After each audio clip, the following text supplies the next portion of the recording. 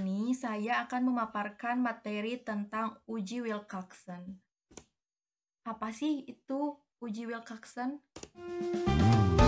Uji Wilcoxon diambil dari nama penemunya yaitu Frank Wilcoxon sekitar tahun 1945. Kemudian uji Wilcoxon ini termasuk ke dalam statistika non-parametrik. Uji Wilcoxon juga berguna untuk menguji signifikansi hipotesis perbandingan pada dua kelompok sampel yang saling berkolerasi dengan syarat data tidak berdistribusi normal atau data berbentuk ordinal. Nah, contohnya, jadi kalian tuh mau membandingkan sesuatu dengan sesuatu dan kalian mempunyai data yang tidak berdistribusi normal. Nah, dengan catatan sampelnya itu saling berkolerasi. Apa sih itu saling berkolerasi itu? Berarti ada dua data atau dua kelompok yang diambil dari satu subjek yang sama. Contohnya nih, di kelas 3A biologi diberlakukan dua metode, yaitu antara metode A dan metode B. Kemudian setelah diberikan perlakuan metode A, dilakukan evaluasi atau penilaian. Selanjutnya diberikan metode B, kemudian dilakukan penilaian juga. Nah, kalian tuh membandingkan sejauh mana antara metode A dan metode B. Nah, jadi dikatakan saling berkolerasi itu karena meskipun kita nih memberikan perlakuan yang berbeda, tetapi subjek yang dikenainya itu tetap sama. Kemudian kita menuju langkah-langkah pengujian Wilcoxon.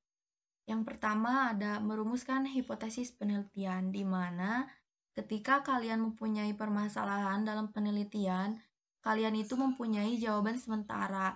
Contohnya, misalkan perbandingan antara metode A dengan metode B, yang mana yang lebih bagus atau yang nilainya tuh meningkat. Nah, kemudian Anda mencari-cari nih referensi antara metode A dan metode B. Kemudian ditemukanlah dari referensi tersebut. Misalkan contoh yang lebih bagus itu adalah metode B. Nah, berarti terdapat perbedaan antara metode A dengan metode B. Maka hipotesis awalnya itu atau H0-nya itu adalah tidak terdapat perbedaan. Kemudian terdapat juga ada HA atau H1, yaitu terdapat perbedaan antara metode A dengan metode B. Nah, selanjutnya yaitu ada menghitung nilai selisih dari setiap data. Nah, misalnya ada dua data, 4 dan 8. Nah, kita cari selisihnya sampai ke data yang terakhir kalau misalkan ada 5 data atau 10 data. Kemudian kita ke langkah ketiga, yaitu tentukan rank atau peringkat pada hasil langkah kedua tadi, selisih. Mulai dari data terkecil diberi ranking ke-1 sampai data yang terbesar. Nah, menghitung ranking ini yaitu dari hasil selisih yang tadi ditentukan rankingnya. Dari selisih yang terkecil diberi ranking ke-1 dan kalau tadi di selisih itu ada negatif dan positifnya, data yang negatif itu tetap dianggap positif atau tidak dimasukkan ke dalam rankingan, tetapi datanya tidak perlu dihapuskan, hanya saja negatifnya tidak diperhatikan. Kemudian yang keempat, pisahkan nilai ranking yang bertanda positif dan ranking yang bertanda negatif, kemudian jumlahkan. Nah, yang tadi. Jadi, nilai ranking yang positif dan negatif ini dilihat dari nilai selisih tadi. Nah, kemudian dimasukkan ke kolom yang tanda negatif dan positif, kemudian dijumlahkan. Kemudian kita ke langkah yang kelima, yaitu menentukan nilai statistik Wilcoxon yang diberi simbol berhitung, yaitu nilai dari jumlah rank yang terkecil. Nah, tadi kan rankingnya tuh dipisahkan antara yang negatif dan positif. Setelah itu, masing-masing data dari ranking yang negatif dan positif itu dijumlahkan. Nah, jumlah yang terkecilnya itu yang dimaksud dengan W-hitung. Kemudian kita ke langkah yang selanjutnya, yaitu ada langkah ke-6.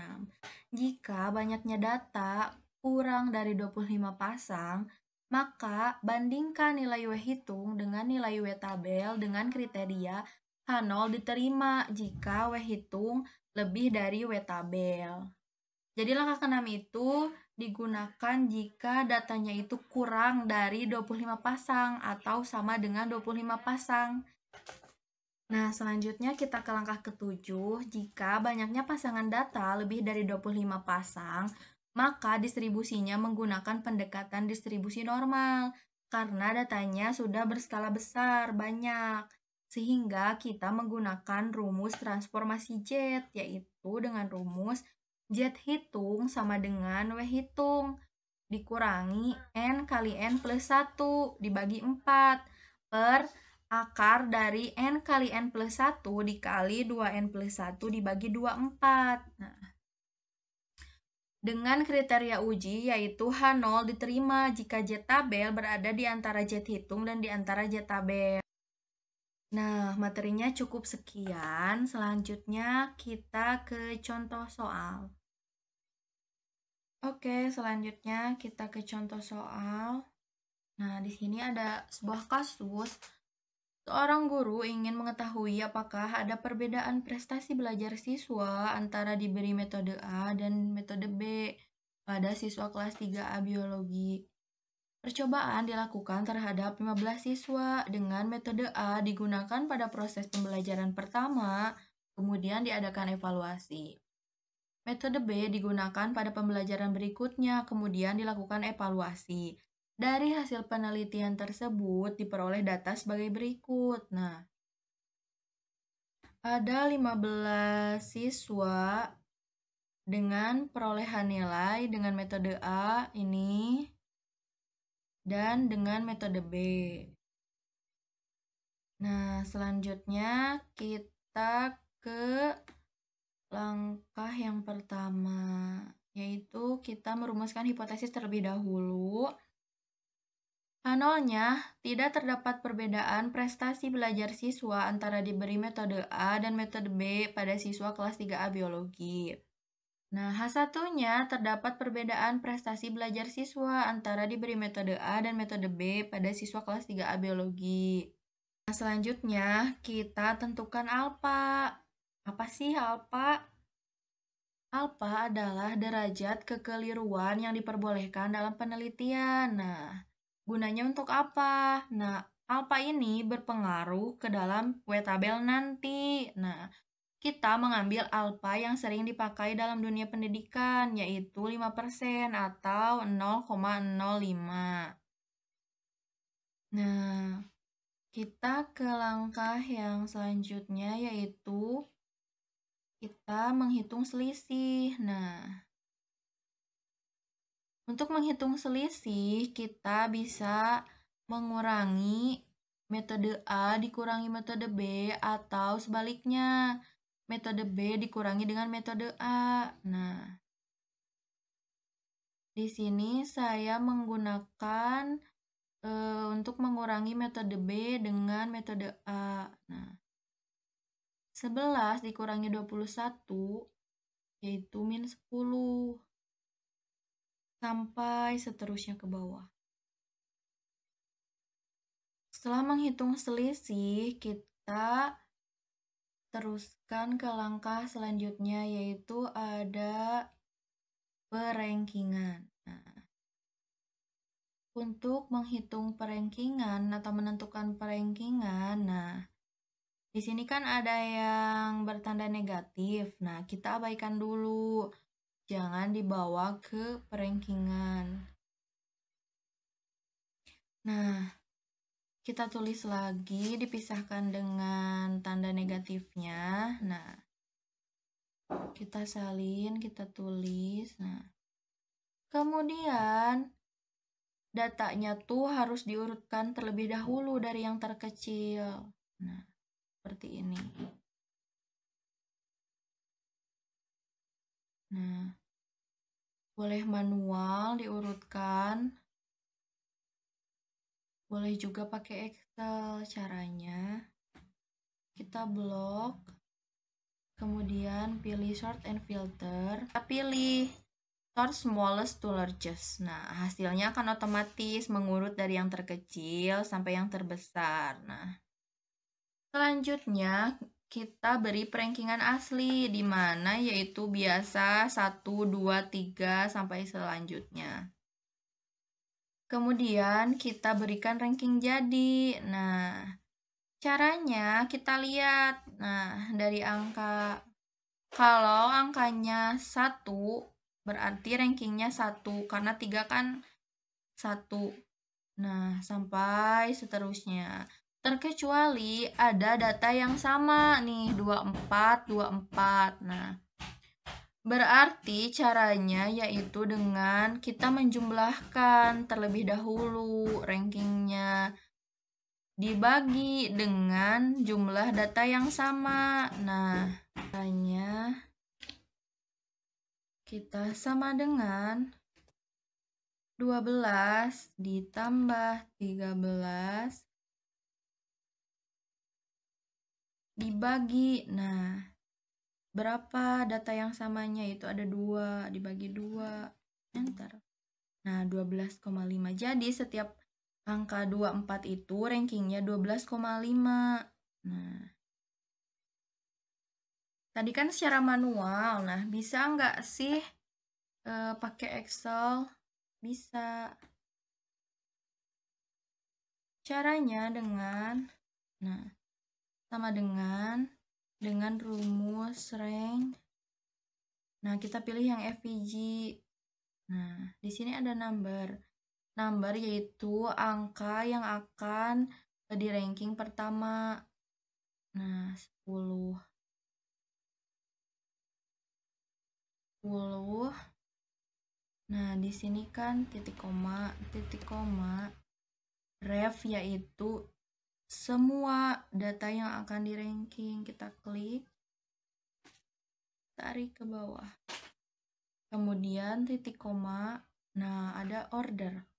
Order kita pilih yang ascending karena kita ingin rankingnya tuh mengurut dari yang terkecil. Oke, nah sebelum itu kita harus mengunci terlebih dahulu yang ingin di ranking. Nah, ini ke sini sampai ke sini. Dari I8 sampai I22. Nah, caranya boleh menekan F4 atau secara manual. Nah, tekan shift terus pilih tanda yang S coret kayak gini. Nah, sampai ke I22. Oke, sudah. Kita enter. Nah, selanjutnya kita tarik ke bawah. Nah, otomatis sudah mengurut.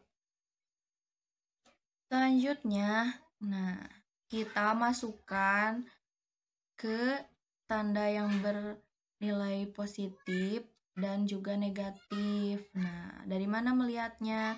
Kita lihat dari tanda selisih tadi. Nah, kan udah dimasukkan. Nah, kita lihat 6 itu negatif atau positif. Nah, negatif berarti simpan di tanda negatif. Nah, 7 itu positif, berarti kita simpan di tanda positif. Nah, kemudian kita jumlahkan untuk nantinya ke wHitung. Nah, oke, setelah dijumlahkan, nah kita akan dapat nilai wHitung karena nilai wHitung itu adalah nilai yang paling terkecil dari jumlah ini.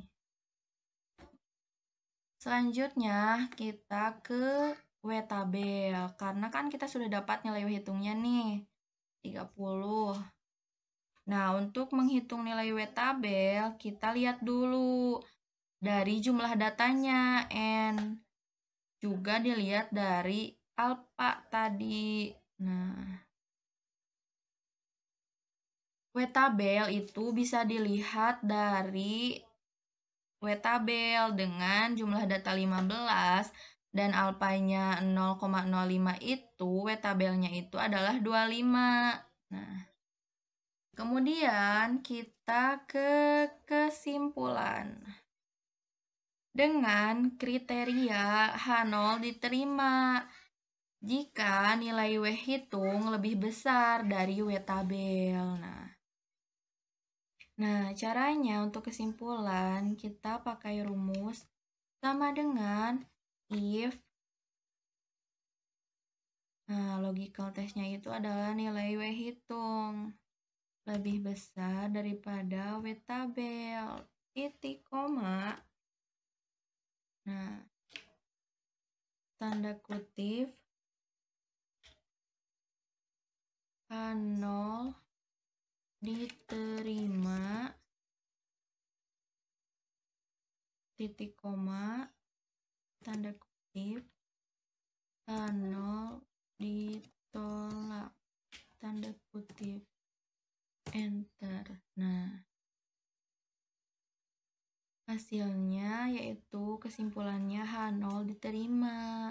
Berarti tidak terdapat perbedaan prestasi belajar siswa antara diberi metode A dan metode B pada siswa kelas 3A biologi. Nah, seperti itu.